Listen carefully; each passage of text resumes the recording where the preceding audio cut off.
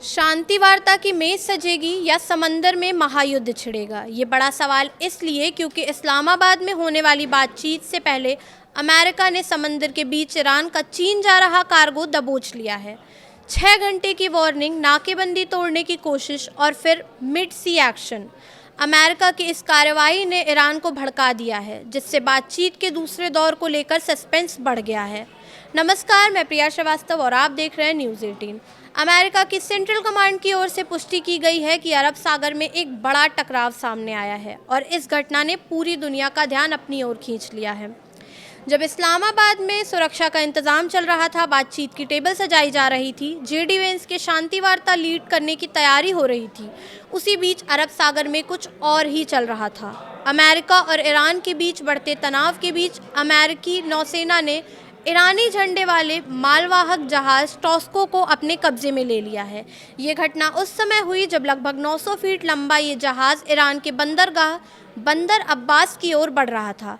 रास्ते में अमेरिकी युद्धपोत यूएसएस स्प्राउंस ने इसे रोक लिया।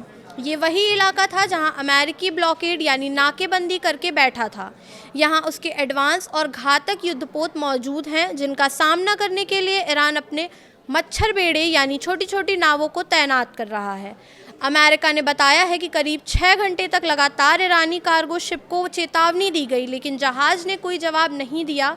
बस यहीं से हालात बिगड़ गए। ईरानी शिप ने जब वार्निंग को नज़रअंदाज किया तो अमेरिकी नौसेना ने पहले जहाज के इंजन रूम को खाली करने का आदेश दिया और फिर उस पर फायरिंग कर दी। 5 इंच की ताकतवर तोप से दागे गए गोले सीधे जहाज के इंजन वाले हिस्से पर लगे, जिससे उसकी रफ्तार पूरी तरह थम गई।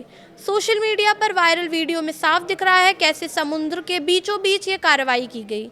जैसे ही जहाज रुक गया, अमेरिका की 31वीं मरीन एक्सपेडिशनरी यूनिट के जवान तेज़ी से उस पर चढ़ गए और जब ईरानी जहाज़ अमेरिका के कब्जे में था। अमेरिकी सेना का कहना है कि यह ऑपरेशन पूरी तरह संतुलित और पेशेवर तरीके से किया गया। नेवी की ओर से साफ किया गया है कि अब ये जहाज़ पूरी तरह अमेरिकी नियंत्रण में है। इस कार्रवाई के बाद डोनाल्ड ट्रंप ने भी बयान जारी कर इसे बड़ी सफलता बताया। उन्होंने कहा कि टॉस्को अमेरिकी नाकेबंदी तोड़ने की कोशिश कर रहा था, लेकिन उसे रोक दिया गया।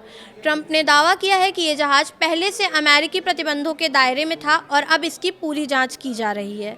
ये कार्रवाई तब हुई है जब ईरान थोड़ी ही देर पहले अमेरिकी नाकेबंदी को गलत बताते हुए उसका विरोध कर रहा था।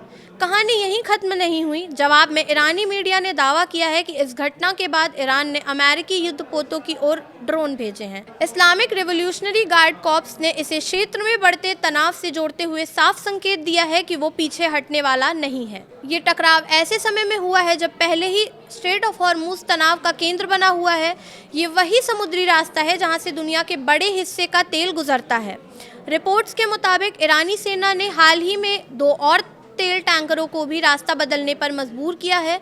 उसके बाद अमेरिका की ये कार्रवाई बताती है कि हॉर्मुज में नियंत्रण सिर्फ ईरान का नहीं है, बल्कि अमेरिका की भी मौजूदगी वहां है। फिलहाल हालात बेहद नाजुक हैं। एक तरफ सैन्य कार्रवाई, दूसरी तरफ कूटनीतिक कोशिशें और पूरी दुनिया की नज़रें इस पर टिकी हैं कि अगला कदम क्या होगा।